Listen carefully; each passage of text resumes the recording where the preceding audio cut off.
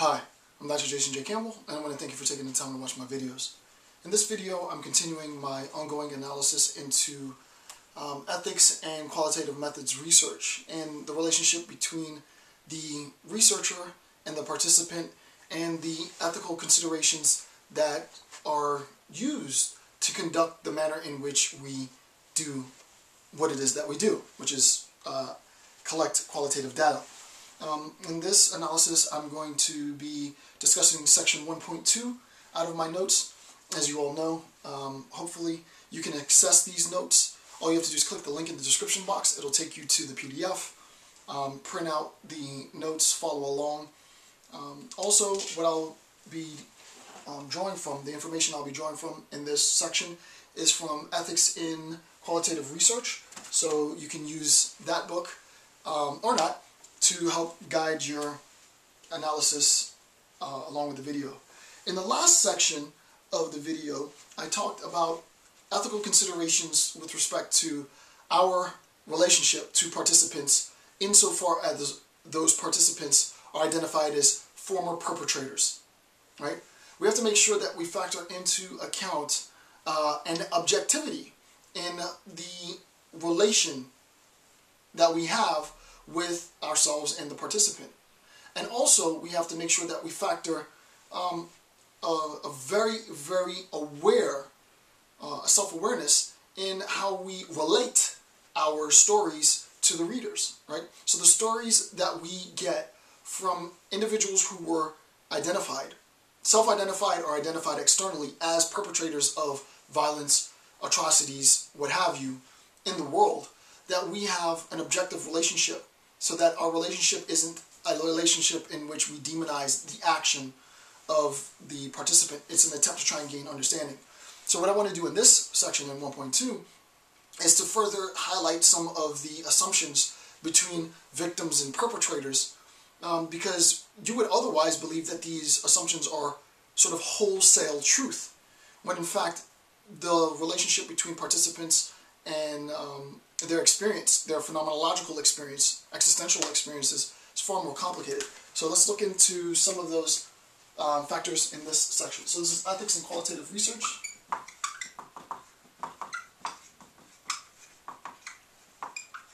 Ethics in Qualitative, or E-S-E-A-R. Ethics in Qualitative Research, and this is going to be section 1.2 of the analysis. Section 1.2. Okay.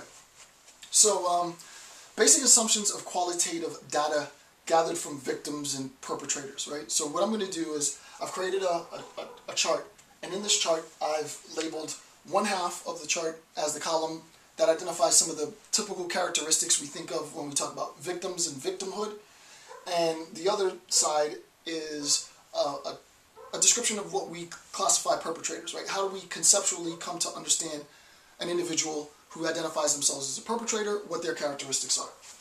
So, just to go through this, right? We have victim, and then we have perpetrator.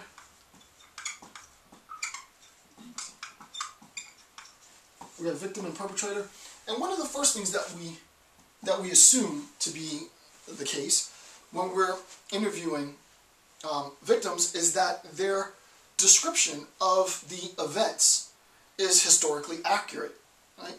The assumption is that anytime we're talking to an individual who has attained victim status by ourselves, by themselves, by the community at large, that their account of the narrative is historically accurate. This is all of these will be assumptions, and very dangerous assumptions, right? So the assumption is that their account is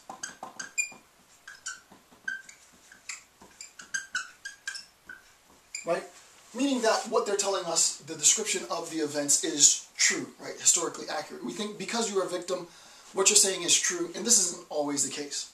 Conversely, we think that with respect to perpetrators, the events that they are conveying somehow is said or stated in such a manner as to legitimize their action, or is to deny or hide some aspect of truth, right? If you are a perpetrator, you know, why did you do this? Oh, well, it was because someone forced me. I didn't really want to do it. I don't believe him, and so on, right? So the idea is perpetrators, and of course another assumption, this is historically inaccurate. Right? So the assumption is that victims give historically accurate accounts and perpetrators give historically inaccurate accounts. It could be the case, obviously, and this is the point of this, that a perpetrator could give a historically accurate account and that a victim could give a historically inaccurate account, right? It's always in flux, it's always in motion. We should not assume that these sort of very simplified dichotomies between victim and perpetrator is anything other than just generalized assumptions, right? These are generalized assumptions.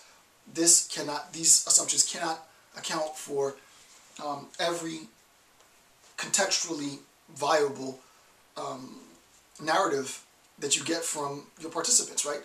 You will have to make those assessments on your own. Number two, we assume that victims have meaningful or relevant substance to their narrative, that there's a certain meaning, there's a certain relevance, right? There's a certain meaning or relevance to the story of a victim, right? The fact that you survived despite oppression, the fact that you were able to, create a network in which you helped others escape despite obstacles, right, is meaningful, right? It's meaningful insofar as we can take those examples of survival and apply it outside of that particular contextual instance. But, you know, the fact that you killed people, you know, that's just bad, right? So nothing that you're saying is going to be in any sense meaningful, right? You're a murderer, right? You're a child pornographer, you're a wife beater, you're a drunk, what have you. The idea is completely false, right? The assumption is that there is no meaning, that it's meaningless or that it's irrelevant, right? So that it's meaningless or it's irrelevant. And again, these are assumptions, dangerous assumptions that can otherwise thwart our analysis. As far as you are concerned, as a qualitative methods researcher, we have to make sure that we factor into our accounts the ethical assumptions. And we have to make sure that we don't fall prey in reporting our findings to generalizing these sort of cliched stances with respect to the relationship between victims and perpetrators. The idea, again, this sort of plays into number one, is that the victim is going to be truthful, and that number three, that the perpetrator is going to be a liar and tell lies, right? The next is, this is an important one, the victim solicits sympathy.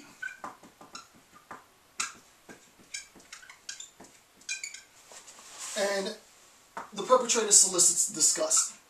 S-O-L. S-O-L. D-I-S-G-U-S. Right? So, the victim, the story of the victim, the narrative description, the phenomenological experience of a victim solicits sympathy. And this is true, obviously. But there is a sense in which it seems to be the case that the corollary is then, well, if the victim story solicits sympathy, then the perpetrator story has to solicit disgust. You are the vile, inhuman psychopath that put these individuals under the gun, right? And it's because you're not like I am. It's because you're not human. It's because you're not rational. You're so much different than I am. You're a monster and I'm not, right? That we are disgusted by. So that the act of disgust is really an act of dehumanizing the perpetrator, right? You dehumanize the perpetrator. You say that they're not human, they're subhuman. When in fact the real horror is a recognition that an individual can be a perpetrator and still be, and not still be, and is still a human being, right? I'm still a human. I'm just like you, right? Except I committed a very atrocious act, right? So what we recognize is there is a sense in which it's not easy to do, and I'm not saying that it's fit for every perpetrator, but there is a sense in which you can have accounts from perpetrators that solicit sympathy. Again, not to sort of rehash the story, Toni Morrison's account of the relationship between Sata and Beloved is a perfect example. Imagine that